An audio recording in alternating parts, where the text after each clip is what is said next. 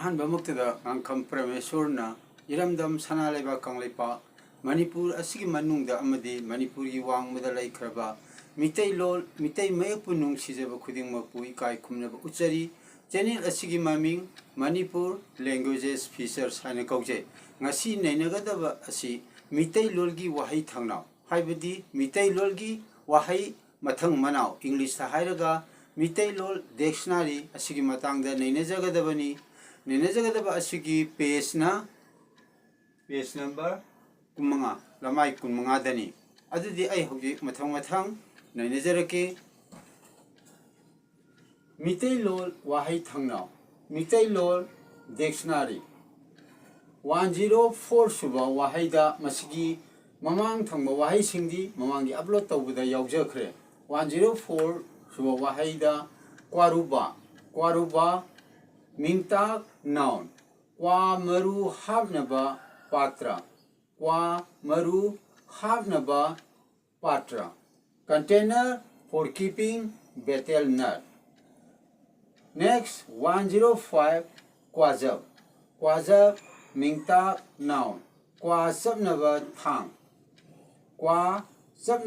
thang sina English ta iba Meeteilol khontho aduni English ki meaning da nut cracker. Mathangda 106 suba wahayda kyamba mingta noun mitay ningthau khombana mitay laima linthoi ngambi panaduna pokpa mitay ningthauni. Mathangda amuk manager padana Meeteilolda iba khontoki matang adu neinajagani haibadi sida hairiba mitei ningthau khombana mitei laima linthoi ngambi panaduna pokpa mitei ningthau haibasi English mekte iba Meeteilolgi khonto ado amadi magi meaning ado amuk mathang hajarakani masi hajadrigi mamangda sida leiriba map asigi matangda hajaramge.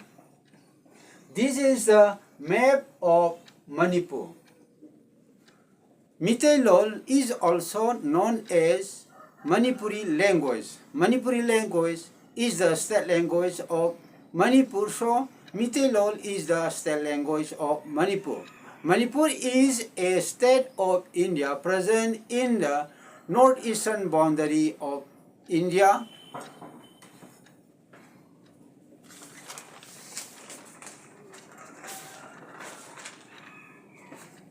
Masida haibadu amu English mayekte ithokpada Meeteilolgi khonto amu hajarake mitei ningthau khombana mitei laima linthoi ngambi panaduna pokpa mitei ningthauni. In English meaning Kyamba 1467 to 1507 AD is mitei ningthau. His father's name is Ningthau Khomba. His mother name is Laima Linthoi Ngambi. Next 107 suba wahayda Kyam Likphang mingtak noun lik makal ama. In English the meaning of Kyam Likphang is a kind of necklace. Masigi oinadi Meeteilolgi wahai thangnau ase mathang sidai haijare aduga makha tarpadi iriba wahai sing asi matau karam tawduna English mayekte ithokku matamda chanaba mayek singda igadagi haibagi matangda amuk makha tana Meeteilolgi yekhelonda nainajarake.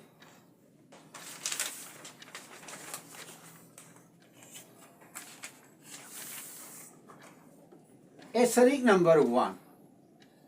Asterisk number 1 is a meet enough the diasamale must asama meaning abbreviation.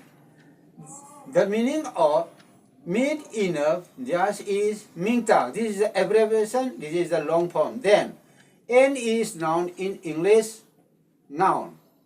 Next asterisk number 2. Asterisk number 2 matang da muhajarake is a no losumni. This is rising tone masi rising tone ni masi ka English ta kari ga manai ng ga manai then ngolon sam sida lum hap tar ga di masi falling tone ni masi ng da makada final line ama jingba ga manai ngolon sam is rising tone if lum is added to the ngolon sam this is falling tone and ngolon sam lum is equal to ng then a horizontal line used in the lower portion aduna string numbers with the thang haibasi sidaida ngolon sum sidaida lum hap targadi mase falling tone ni aduna masig matang da naina jaga da bani string number 2 is matang is ni thangba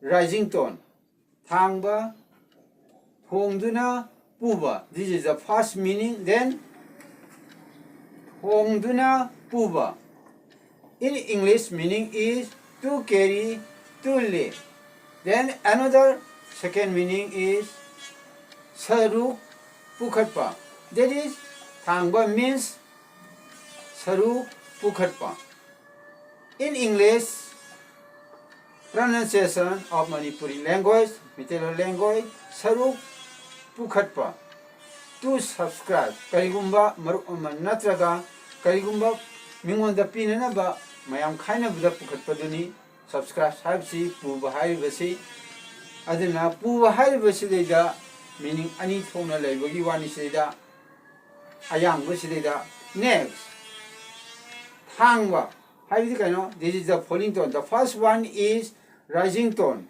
and then the second one is falling tone and thangba haibidi thangba mafam hongduna puba mafam hongduna puba to remove something elsewhere in or to some other places now the difference between thangba rising tone and thangba falling tone is given here there are so many other spellings to be explained but the others will be explained in the next upload masigi oinadi Meeteilol gi Waaheithangnau haibadi Meeteilol dictionary gi matangda naina jaba loijare channel asigi maming Manipur languages feature hana kaujai ahanbal yengbo oirgadi channel asi like tawbiu comment kaya pibiu subscribe tawbiru Meeteilol Meetei me ase sakhot anbada mayam changna khona minasi awala pa haibira khudima ngakam parmeshwarna harawna loksin jagani ngasidi kaina nabagi matam yarole mathangi upload taw matamda aikhoi puna amu una minasi